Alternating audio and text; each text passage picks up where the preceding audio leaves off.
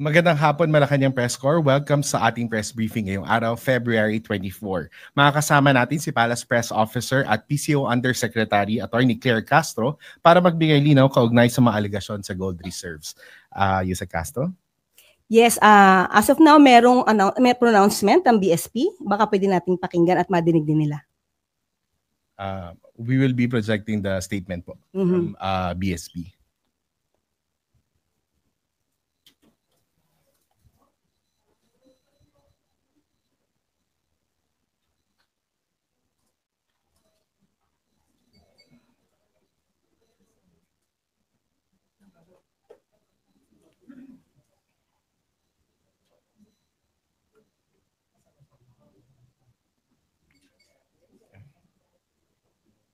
Babasahin ko ba? Akong babasa. Okay.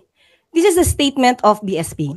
The country's gross international reserves, or GIR, including gold, are held and managed solely by the BSP for the foreign exchange requirements of the country. When BSP sells gold, the proceeds revert to and stay within the GIR.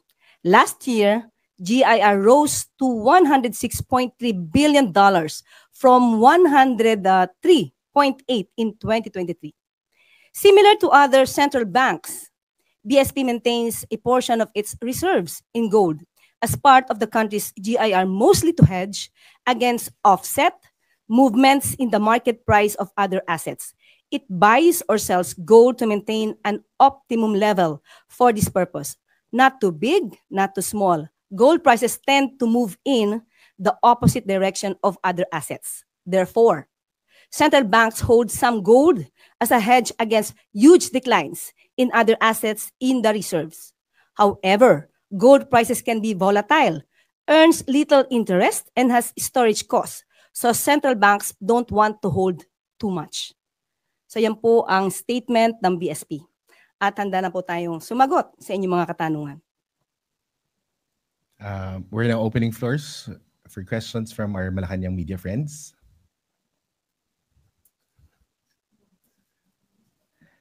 First question, Maricel Halili, News 5.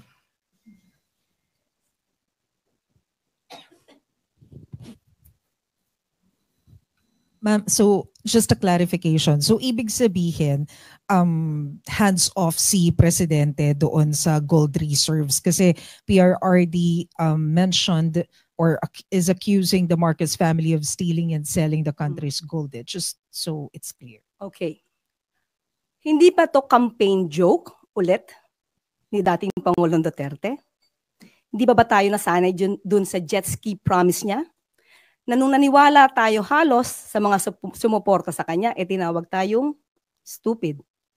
So pag naniwala ba tayo ulit sa sinasabi niyang ito, baka mapagkamalan niya tayo ulit at tawagin tayong stupid. But anyway, we will take this seriously para naman hindi magkaroon ng fake news, lalo na doon sa mga taong nakikinig sa kanya at maaaring naniniwala pa.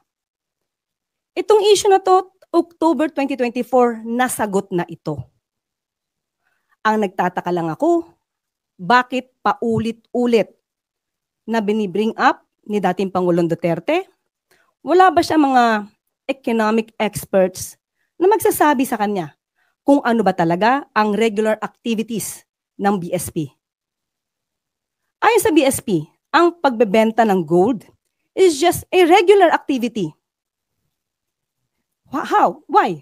To pump up the economy. Even at the time of former President Duterte, trabaho na ito ng BSP. Hindi niya ba alam iyon? Okay, now, sinabi nga dito, ang pagbebenta ng gold, kung mataas ang presyo, dapat ibenta. Sinabi din ng BSP, hindi pwede silang mag-hold that much of a gold. Okay? Now, ang nagtataka lang tayo, bakit hindi ito alam ng dating Pangulo? Siguro bago siya magbigay ng ganitong klaseng intriga, mapapansin nyo sa kanya mga statements, hindi naman detailed. Anong proof niya? Again, as a lawyer. He is a lawyer. He became a fiscal. Alam niya kung paano magkuha ng ebidensya, no? To get the truth. Bakit sa kanya? Parang wala siyang ebidensya. Laging paintriga. All we want here is evidence. Ipakita niya.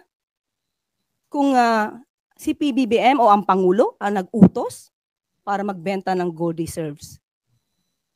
Samantalang sinabi rin ng BSP, solely and manage ito. No? Solely managed by the BSP. So paano magkakaroon dito ng hand or pakikialam ang Pangulo? Johnny, you, People's Journal. Ma'am, when you said you will take this seriously, what do you mean by that? Will the government file charges against the former president? Hindi naman po. Sasagutin lang namin yung mga joke na lagi niya sinasabi. Since tayo ay sumasagot dito ng seryoso, baka sa susunod sasabihin na naman ng mga supporters niya, hindi niya na naman kilala si dating Pangulong Duterte. Puro joke yan. So ito ba mga sinasabi niya during sa kanilang rallies or campaign rallies? Joke ba o seryoso? We have to know that. Okay. And also, ma'am, would you know under the Marcos administration kung ilan na pong gold ang naibenta? As of now, wala tayong records, pero sabi nga nila, according sa BSP, kukunin namin ito. Kung inyo pong i-require at alamin po natin kung maibibigay po sa atin ng BSP ang records na ito. Pero ang sabi nga po nila, mas tumaas pa po ang GIR natin to $106.3 billion. So ibig sabihin, hindi tayo, wala tayong problema sa gold reserves natin. So that's fake news. Ang sinasabi nila ay fake news or mas formal na word, disinformation. Thank you. Next question, please. Do we still have questions from our media friends? Pia Gutierrez, ABS-CBN. Hi ma'am, good afternoon. Ma'am, in responding sa sagot nyo kanina regarding yung naunang statement ni dating Pangulong Duterte, si former Chief Presidential Legal Counsel,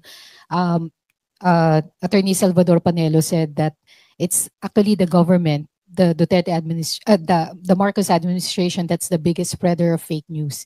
And I quote yung sinabi niya kanina sa ANC. It's funny because it's the government, the huge corporation of fake news. For instance, when the police assaulted the KOJC, they were saying the police were not armed. They say there were no blanks in the BICAM report, which was the basis of the enrolled bill that was signed into law. Your comment na po. So si Attorney Panelo yung nagsabi na the biggest spreader of fake news yung spreader ng fake news. Unang-una, ang usapan dito ay about the gold reserves. Bakit kailangan baguhin? Nagda-divert ba sila? Yung issue tungkol sa KOJC, nasa korte na to. Kung meron mang kasuhan dito, sa korte ito.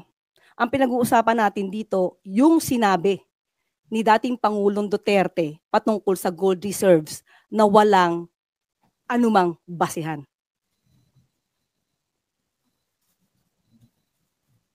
Thank you, Yusek. Do you have more questions from MPC? Tay Pardilla, PTV4. Good afternoon po, Attorney. Sa Mandawi rin po sinabi po ni former President Duterte na bumalik na po yung droga sa Davao, Cebu, and Manila. Marami na ring mga tambay ang na-hold up at mga nasasaksak. Reaction po dito. Davao, including Davao City? Oh, okay. Kung Davao City pinag-uusapan natin, sino ba ang mayor ng Davao City? Hindi ba yung anak niya? Si Mayor Baste Duterte. So ang ibig ba sabihin nun, napaka-inefficient ng anak niya? Again, ulitin natin, nasaan ang data patungkol rito? At tandaan natin, nung panahon niya, at least ngayon may record kung may namamatay, nung panahon niya, menong bang nare-record doon sa mga biglang nawawalang mga tao? Tanong lang natin yon. So dapat yun siguro, alamin din niya. Pero as of now, sabi nga natin, anak niya ang namumuno sa Davao City. Bakit ganun ang kanyang lungsod? Ivan Medina, GMA7. Yusek, kakapanumpa niyo pa lamang po ngayong araw na ito as Undersecretary and Palace Press Officer. And you come out with guns blazing. Ito na ho ba ang magiging communication stance ng Administrasyong Marcos starting today? Siguro ganito lang po talaga ako. When it's for the truth, ilalaban natin yan. Wala tayong, hindi tayo magsasagwa ng anumang fake news. Basta kaya maalab ang damdamin natin sa pagsasalita is because we know we are fighting for the truth. Do you think it has come to a point that the administration needs to take this, firmer stance against fake news because it has already gone to worrisome levels? Yes. We have to fight for that. We have to fight against fake news. Otherwise, yung mga tao na naniniwala sa kanila, maiiba ang isip nila. Maiiba ang diskarte nila. It is our obligation, especially tayo, mga taga-media. Dapat nating iparating sa taong bayan, ano ba ang katotohanan. Iwasan natin yung mga intriga na walang basihan. As of now, kasi puro intriga eh. Puro intriga ang pinapasok sa utak natin. At nakakasira ito sa bansa, sa ekonomiya. Hindi po ba? Thank you. Maricel Halili, News 5. Hi ma'am, good afternoon once again. Ma'am, just so mas maintindihan po namin yung mandate ninyo, are you also considered as the presidential spokesperson? I am not a spokesperson because the president will be speaking for himself. Okay, ang mandato ko is to explain, to expound anuman ang pronouncements, direktiba ng palasyo and Pangulo. But I will not consider myself as a spokesperson. Ano po ba ang difference ng press officer sa spokesperson and press briefer? Okay. May mga pagkakataon po kasi na kapag magkakaroon po kasi, if I'm not mistaken, magkakaroon mismo ang Pangulo ng once a month na press con. So, siya po talaga yung, kung ano man yung kanya naisabihin, sa kanya po manggagaling. Ako is more on the pag-explain, pag-expound, at kung may konting gap, doon tayo papasok. Ma'am, sorry, but of course, whatever you tell us in press briefings would have to have the authority of the president. Of course. Yes, sir. Thank you.